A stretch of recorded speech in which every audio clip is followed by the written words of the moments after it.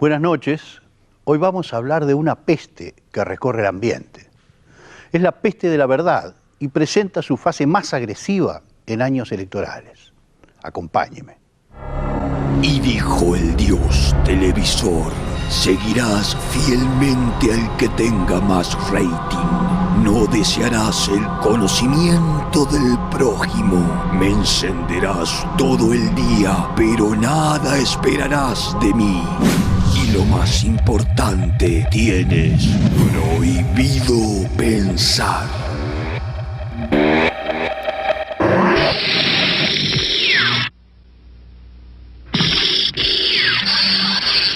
Bueno, empezamos con las preguntas así a quemarropa, medio ping-pong, Luis Alberto, ¿le parece? Bueno. ¿Pong o ping? Ping y pongi. Ping y pongi, ¿eh? Si pudieras eliminarte un defecto, ¿cuál sería? ¿Sos celoso? A mí me encantan todos esos epítetos. ¿Qué te hace reír? ¿Primer beso? Sí, No. Sí. ¿Dónde? en el cine Casablanca.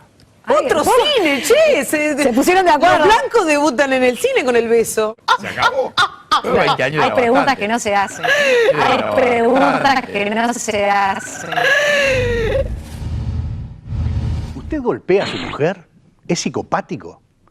¿Tiende a enojarse y a explotar? ¿Fuma? ¿Es alcohólico? ¿Consume estimulantes? ¿Padece usted alguna enfermedad grave? ¿Tiene tendencia a deprimirse? ¿Es usted homofóbico? ¿Es racista? ¿Es sexista? ¿Es gay? ¿Se disfrazó de mujer en alguna festichola? ¿Tuvo fantasías sexuales con niños o animales? Se puso de moda en algún momento. Han aparecido algunos entusiastas que sostienen la conveniencia de que los políticos blanqueen o transparenten su vida privada. Las figuras públicas comprometidas en cargos de importancia, como la presidencia o algún ministerio, por ejemplo, se dice, deberían someter al escrutinio de la opinión pública la parte privada de su vida que pueda tener alguna incidencia en el desempeño del cargo o de la función. Un test, un interrogatorio al servicio de un retrato diagnóstico completo del candidato. No sea cosa que después haya sorpresas decepcionantes o metidas de pata que entorpezcan el juego fluido de la democracia. La inexorable luz de la verdad debe iluminar todos los rincones oscuros de su vida y penetrar en los pliegues más perversos e inconfesables de su psicología. Una dosis de pentotal sódico. Vamos hacia una nueva peste de la verdad. Una dosis de pentotal sódico. Vamos hacia una nueva peste de la verdad. Es claro que esta glasnost, este ritual de transparencia, como decía el francés Baudrillard, solamente sirve si se ejecuta en periodo electoral. Después, es demasiado tarde. La luz debe iluminar no al político, sino al candidato. De hecho, el candidato es una figura que le pertenece a la lógica electoral y no a la política. Construido y sostenido precisamente por esa ansiedad imaginaria, por esa circulación asordinada de afectos, de rumores, de creencias y de sospechas, el candidato nos devuelve la fragilidad de su propia imagen bajo la forma de una angustia. Primero nos enamoramos y ahora, como a todo enamorado, nos atraviesa una especie de horror a ser engañados o defraudados. Debemos llenarnos de precauciones para que el organismo que elijamos para aparearnos sea viable. Debemos llenarnos de precauciones para que el organismo que elijamos para aparearnos sea viable. ¿Cuánto hace que están juntos ustedes? Se lo van a haber preguntado 1000 veces, pero yo no sé. Un montón de tiempo. Un montón, ¿no? Sí. Si habrá cosas para contar. Pero casados hace poquito. ¿Hace poquito? Sí. Un día nos casamos en la cocina de casa. ¿Cómo en la cocina? Así como le digo. No, pero no sabía. ¿Cómo Sí, en la sí, trajimos el jueves, vino a la cocina, sacó el libraco ese, puso un... cocina? ¿Dónde puso el libro? Arriba sí, de la mesa. En la mesa, en la cocina. Después comimos Los un vecinos picadito. salieron de testigo. Sí. ¿En serio? Sí. ¿En serio? Lindo, me encanta. Fue así, serio? sí. Aparte, no, está bárbaro. Tenemos la foto y todo. Por otra parte, la máquina transparente funciona si se basa exclusivamente en una confianza simplona de la sociedad en la sinceridad radical del candidato entendida todavía más simplonamente como una correspondencia plena entre su palabra y la realidad. El universo simbólico de la representación, así, se debilita cada vez más. El político no es ya un envío a la doctrina o a la ideología, ya no es política o filosofía, sino una figura privada y opaca cuya transparencia hay que forzar.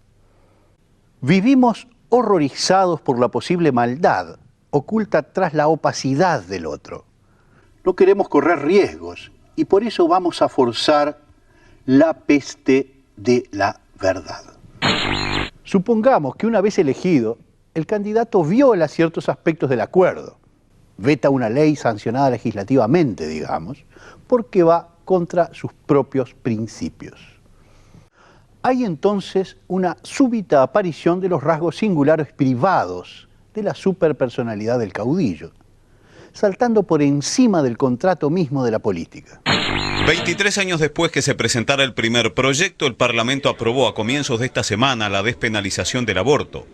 Pero dando cumplimiento a lo reiteradamente expresado en forma pública, el doctor Tabaré Vázquez interpuso el veto a los capítulos 2, 3 y 4 de la Ley de Salud Sexual y Reproductiva.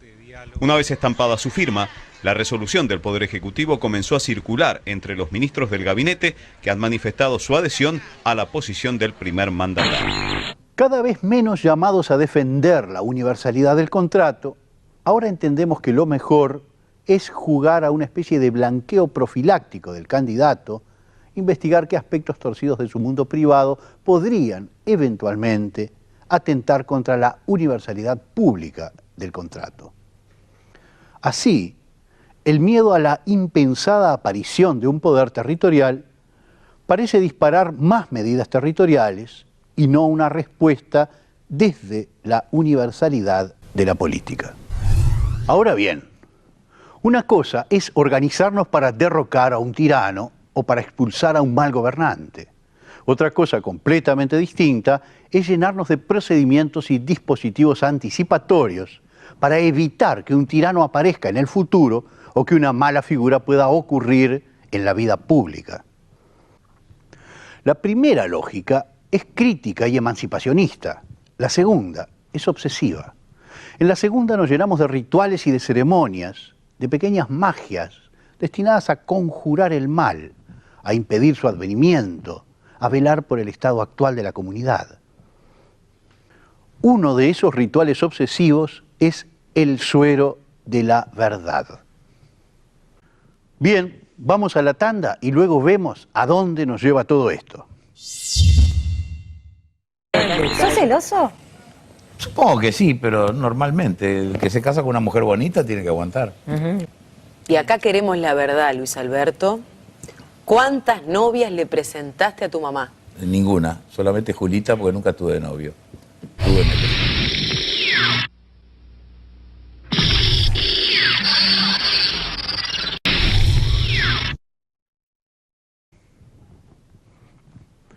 Comenzamos con el bloque 2.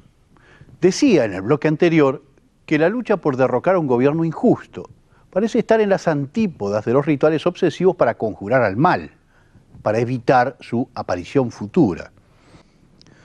Cuando luchamos por expulsar a un tirano o a un usurpador, nos mueve la indignación por una estafa o por un engaño. Nos anima un sentido de la justicia.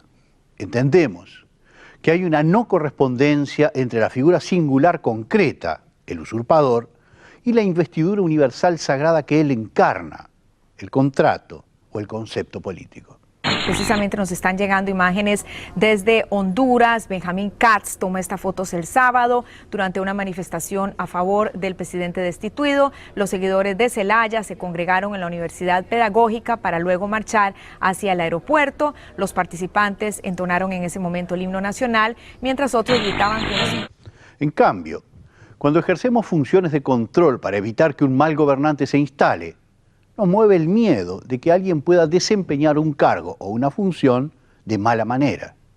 Esta última es la obsesión que define a la democracia pragmática.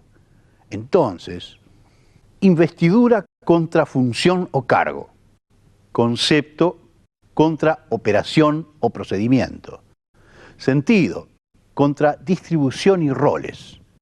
Ideología contra gestión. Se trata de dos formas casi antagónicas de entender lo público-político. En este bloque voy a mencionar la primera forma. La república moderna, podría decirse, proviene de una secularización de lo sagrado religioso. La universalidad de la representación pública no es alguien que me representa a mí y a mis intereses privados en la negociación pública, sino más bien alguien que habla en nombre de todos, aunque ese hablar en nombre de todos sea por fuerza imposible y suponga siempre algo como una usurpación. Este es el concepto mismo en el que decidimos reconocer la legitimidad del ejercicio del gobierno.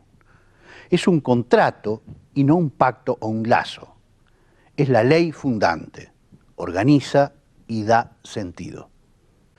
Los griegos la llamaban logos y más tarde los latinos la llamaron ratio. Es una forma de organizar los intercambios privados espontáneos que siempre tienden a seguir el clivaje del poder, del abuso, de la explotación. A propósito de eso, escuchemos lo que nos dice Aristóteles. Aristóteles... Gracias, Sandino. La república no es un montón de gente. Es la ley en la que la gente es organizada. Adelante ustedes. Lo privado, entonces, sería precisamente el montón de gente. Quiero decir, la suma de las voces y el hormigueo de los cuerpos. La zona de los intercambios y los choques de los intereses parciales, las conexiones y las redes. Lo privado es una dinámica imaginaria al margen de la organización centralizada en el logos o en la razón. Pero esto no quiere decir que lo privado sea caótico o anómico.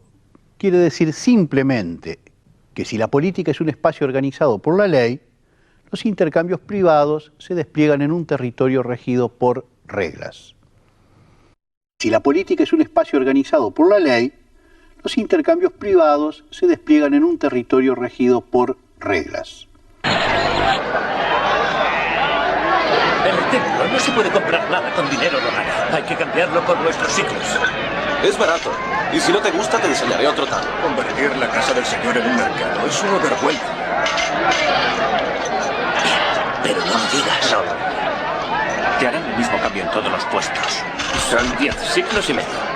Quédate 2, no 1, y el señor estará agradecido. ¡Buenos corderos, buenos corderos! Tienes que darme más. Toma el dinero y predica en otra parte. ¡Jerusalén! La que era ciudad fiel. La que estaba llena de justicia. Se ha convertido en una ramera. ¿No lo sabéis? ¿No lo habéis oído? ¿No se os ha dicho desde el principio? Cuando Jesús expulsa a los mercaderes del templo, el autoritarismo de ese acto es, tal vez, necesario. Está separando lo público sagrado de lo privado profano. Hay un espacio que no estará tocado por los negocios o por los intereses, ni por la lógica del beneficio, ni por la de la sobrevivencia. Está separando política y economía. La economía es privada por definición. Remite a oikos, es decir, al ambiente de lo privado doméstico, y por otro lado a nomos, las reglas administrativas, las normas parciales, los ejercicios de regulación u ordenamiento.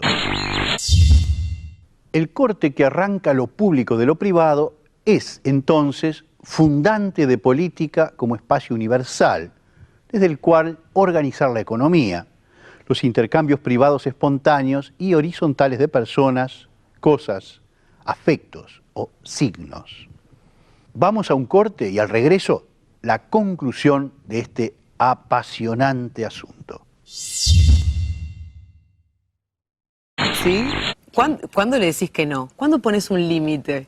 Bueno, los abuelos no están para eso, los abuelos están para malcriar. No, pensando en Pilar. Los abuelos están para malcriar. Bueno, Pilar ya tiene la edad como para hacer lo que tenga ganas. Ya se le dijeron los no. Mimos como padres, sos de... Sí, mucho de te dejás abrazar. Hacemos una cosa que se llama así, que es así.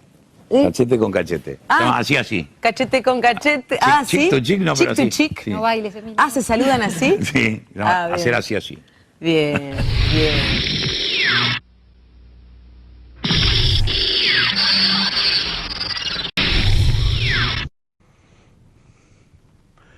Empezamos con el bloque 3.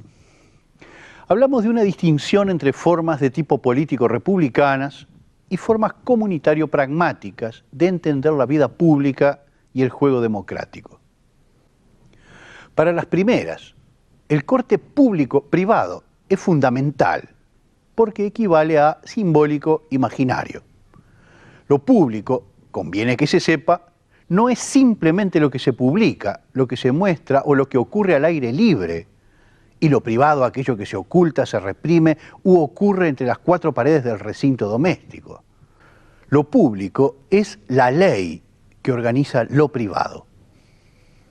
Lo público es la ley que organiza lo privado. Pues bien, las democracias pragmáticas no realizan ese corte.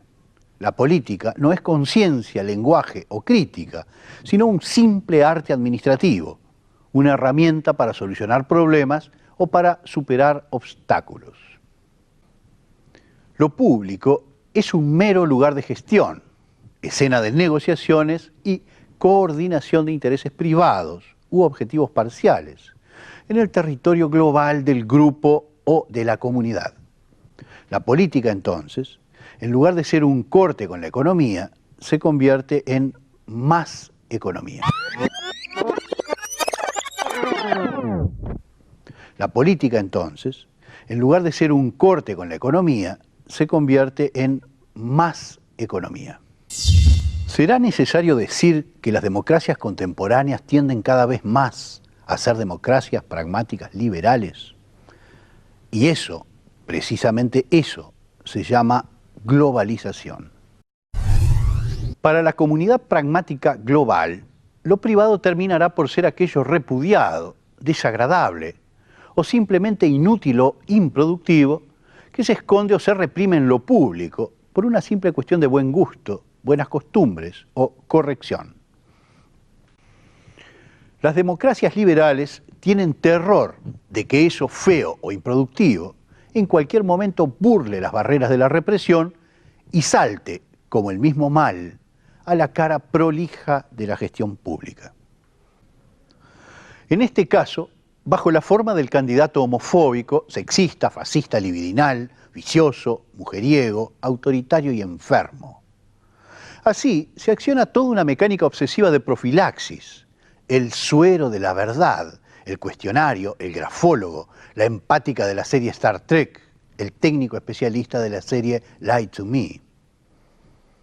Todo al servicio de la transparencia y la cristalinidad de la gestión pública. Lo que no entienden los defensores del sinceramiento integral es que lo social puede ocurrir, en cierto modo, porque existe la posibilidad de mentir o de no ser sinceros. Es precisamente porque hay o puede haber un desfasaje entre una supuesta verdad profunda y la manifestación superficial que es posible y deseable la interpretación, la búsqueda del sentido y la crítica. El funcionamiento mismo del lenguaje o de la representación se basa en esa crisis de legitimidad, en esa no plenitud, en esa posibilidad de ser engañado o de engañar. En la máquina transparente de la democracia pragmática, una verdad plena termina por obturar lo social. En la máquina transparente de la democracia pragmática, una verdad plena termina por obturar lo social. Antes, el político remitía a un cuerpo filosófico, ideológico, doctrinario o incluso a un estilo. Y por eso adheríamos, porque juzgábamos, criticábamos e interpretábamos. Adheríamos a tal o cual ideología o doctrina, pero antes que nada, adheríamos a un sistema que juzgaba, criticaba e interpretaba. No estábamos enamorados del político, sino interesados en lo que él representaba. No estábamos enamorados del político, sino interesados en lo que él representaba. Ahora, el candidato no parece remitir a nada que no sea su propia actitud, su creencia, su posición parcial con relación a los intereses parciales, su humor, su mundo privado. Y lo único importante es su sinceridad o su insinceridad. Si la política era juzgar, criticar y decidir, la democracia contemporánea es meramente elegir. Si la política era juzgar, criticar y decidir, la democracia contemporánea es meramente elegir.